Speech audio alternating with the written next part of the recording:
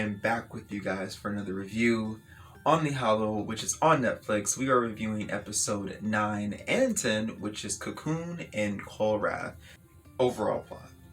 So we start with the gang being on this spider-like island, and they are captured by them eventually, and they are brought to their lair. Obviously, Adam is still down for the count, and somehow they manage to escape. Mira on her own because she kind of flirts with one of the spiders, which is kind of weird because Kai is essentially able to tell the spider that I can fix your legs.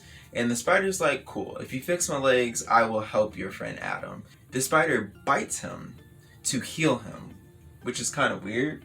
And Adam is essentially, well, fine. He's cool. And he's kind of back to normal.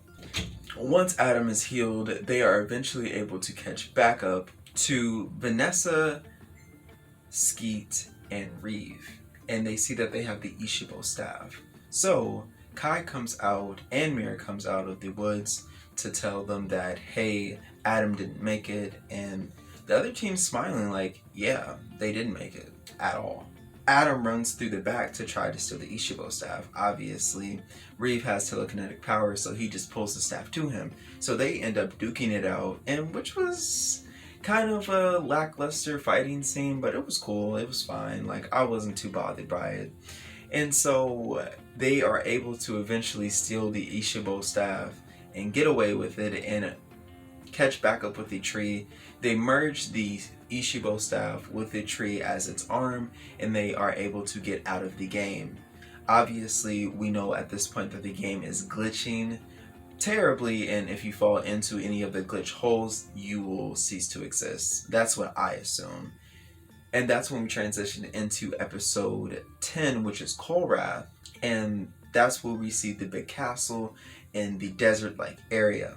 There is some really impressive stuff that the team actually does, which is obviously Mira, Adam, and Kai, and they see that they need to beat the dragon, or I guess they assume that they need to beat the dragon to beat the level, and they also have the Ishibo staff with them because that was the only way to kill the dragon as well.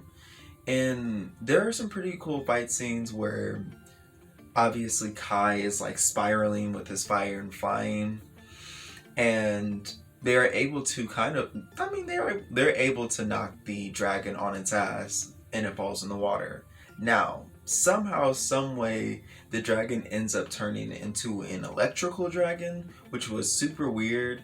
So Mira then jumps into the water and she starts spinning around in a circle, creating a water cyclone, which I never knew that she could actually swim that fast and create a whole tornado of water. And Adam basically jumps into the cyclone to no, not really. He kind of wounds its wing and then it ends up flying into the glitch hole that we were talking about earlier, and it ceased to exist. It is just like kind of explodes, and then they end up back into reality. Now this is the part that was super weird because I was like, when I say back into reality, I mean like our reality. Like, they have human bodies and he's saying like, yeah, you guys won, this and that. But the person, or I guess the actress that plays Vanessa, she looks at Kai, but her eye glitches, and so that's where we left off on the cliffhanger. And I was like, you know what? That was cool. Obviously, we start with overall plot, character development, pros and cons, and conclusion rating. Character development. So we see Kai really do this really, I wouldn't say strange thing, but it was actually really cool where he's able to control fire that is not his, that he does not create. And I just find that really interesting for character development. And Mira being able to swim super fast underwater was something that I never really thought that she could actually do. And it definitely made me like her a little bit more. I did like these two episodes a lot. Pros and cons. The fighting was cool. I think the dynamic between each of the characters and how they were fighting was interesting, but at the same time, it was kind of lackluster as well. I didn't really know how to feel. The dragon The dragon switching elements was like one of the coolest things, and I'm glad that they kind of upped the ante for that transition.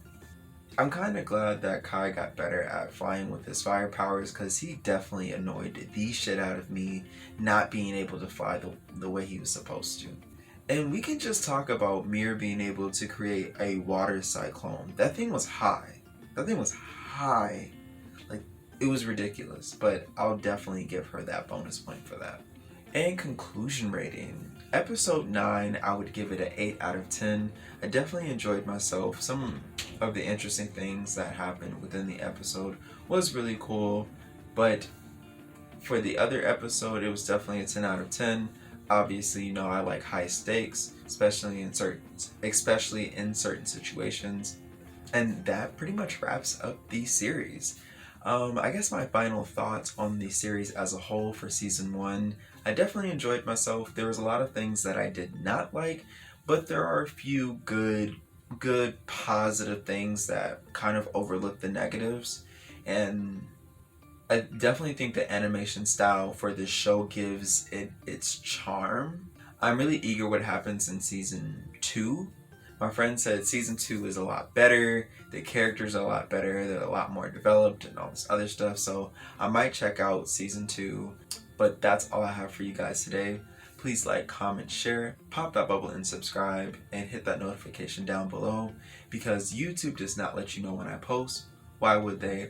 But I will see you, or I should say everyone, later. Deuces.